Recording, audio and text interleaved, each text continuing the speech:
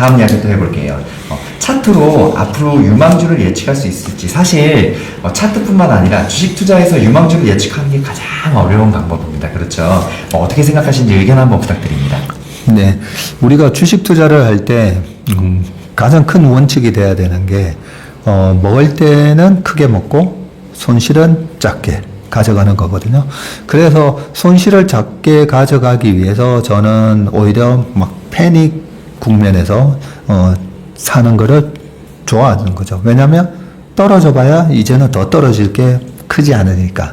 네, 그렇게 알 수가 있는데 크게 먹는 걸 어떻게 크게 먹지?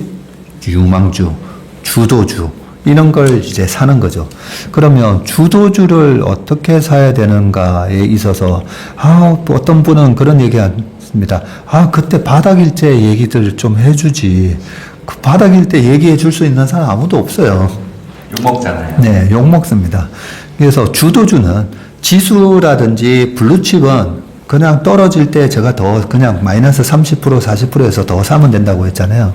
그런데 주도주는 그렇게 사는 게 아니라 뭔가 모멘텀이 있었을 때 사야 되는데 그 모멘텀을 어디서 잡아내느냐? 52주 신고가에서 잡아내는 게 가장 주도주 공략에 있어서 가장 효율적인 방법이에요. 아니 52주 신고가 바닥 대비 벌써 얼마가 올라왔는데 그거 사도 되나요? 이럴 수가 있잖아요. 근데 시장이 강세장으로 돌아서면 아까 300% 이상 수익 난 게 올해 50개는 넘을 거다라고 말씀드린 것처럼 주가가 한번 올라오면 꽤 강하게 많이 올라갑니다. 그러면 52주 신고가가 나는 종목 중에서 윌리엄 오닐은 이렇게 얘기합니다.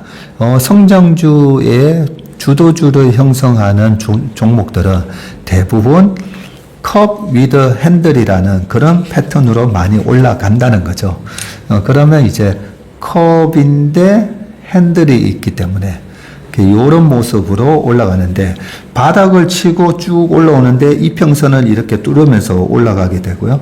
이평선을 뚫고 올라갔는데 핸들을 만들어주는 그런 조정에서 이게 핸들이 되게 중요한 게 이 핸들이 의미하는 바가 있어요.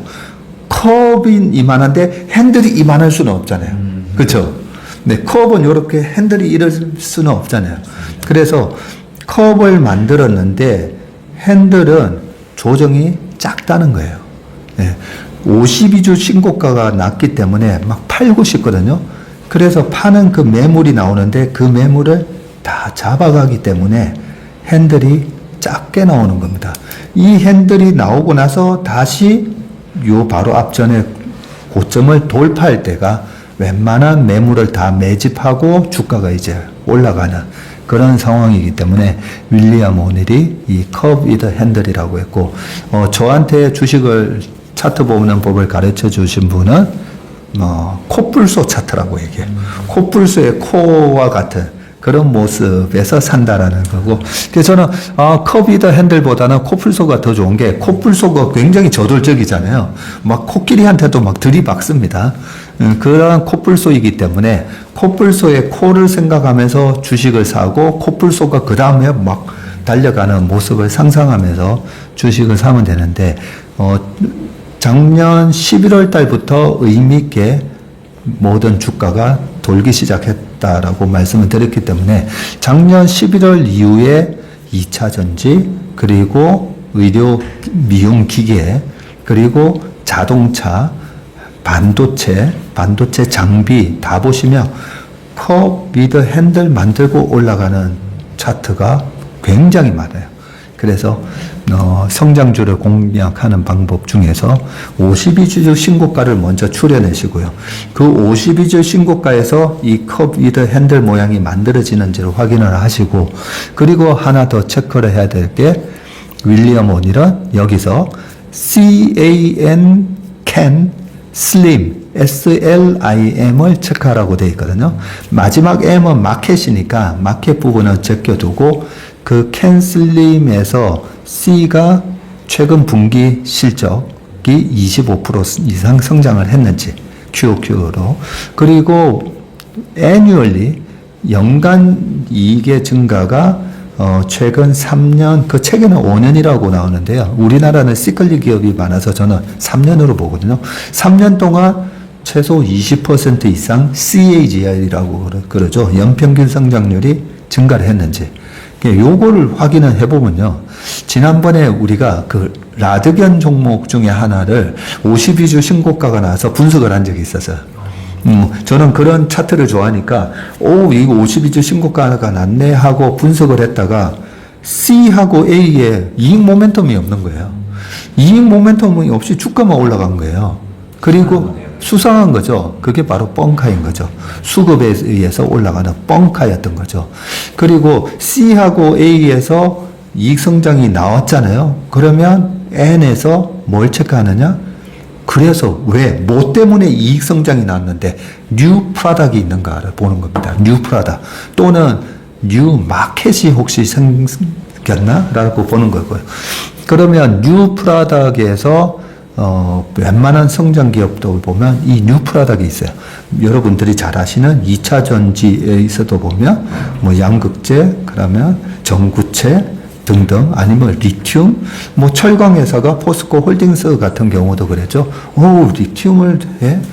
그런 식으로 새로운 뉴 프로덕트를 갖고 왔을 때 그게 뉴 마켓하고 맞물려지는데 세계 1등이면 좋은 거죠. 네. 세계 1등의 경쟁력을 갖고 있으면 그러면 이제 주가가 날아가기 시작하는 그런 모습을 보이기 때문에 우리가 주도주로 공략하는 방법은 방금 말씀드린 대로 52주 신고가를 통해서 캔슬림을 체크해 가지고 투자를 하시면 당시장에서 좀 큰 수익을 낼 수 있다라고 말씀드릴 수가 있습니다. 오늘 차트에 대한 이야기 많이 들어봤는데 대표님 말씀하신 대로 그냥 쌀 때 사는 게 물론 제일 좋지만 우리가 언제가 제일 싼지를 알 수 없잖아요. 하지만 차트를 통해서 이 그 제일 작은, 그러니까 낮은 가격에 더 가까이 다가갈 수 있다는 거. 사실 개인적으로 저 같은 경우도 저는 사실 차트를 안 본다고 생각했는데 제가 차트를 안 보는 건 아니었네요. 사실 네. 가격만 봤어요. 뭐 구글이나 이제 구글 금융이나 이런 데 보면 가격 위주로 나와 있잖아요. 네. 아까 말씀해 주셨던 21일 이동성 평균선이라든지 아니면 뭐 환율이나 이런 다른 것들, 그런 것들까지는 안 봤는데 네이버 증권이나 이런 데 가면 이렇게 클릭하면 나오잖아요. 그렇죠. 이런 게. 그렇죠. 앞으로 이런 것들을 활용해서도 투자하면 우리가 더 이제 말 그대로 남들보다 더 싸게 살 수 있다는 거. 차트 공부가 저 개인적으로 공부 정말 많이 됐습니다. 제가 아는 주변의 그 주식 고수들은요, 차트에 대해서 굉장한 그 노하우를 갖고 있어요. 예. 그래서 보통은 보면 차트 공부를 겨우 증권사 우리가 다닐 때 보면 증권사에서 시험을 보잖아요. 시험을 보면 이제 차트 분석이 또 나오거든요. 그 차트 분석은 보통 한 3시간 정도 보면 웬만한 차트에 관한 책은 3시간이면 다 봐요. 근데 3시간 가지고 절대 차트에 대해서 제대로 알 수가 없어요. 그 차트가 의미하는 바, 그리고 그 차트도 보면 장단점이 있거든요.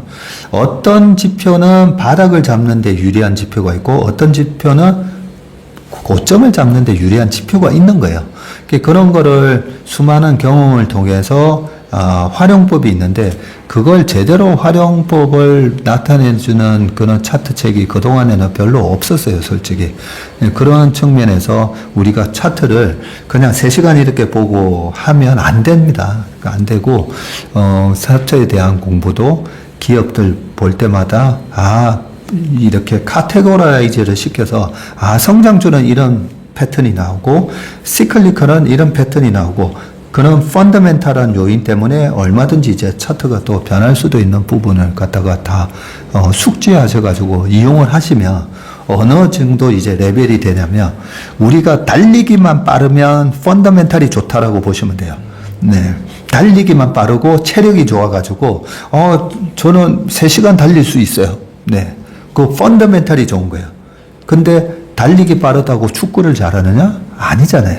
네. 축구를 잘하려면 테크닉이 있어야 되죠. 손흥민 선수가 그냥 달리기만 빠른 것 같잖아요. 손흥민 선수 발재가 엄청 좋아요.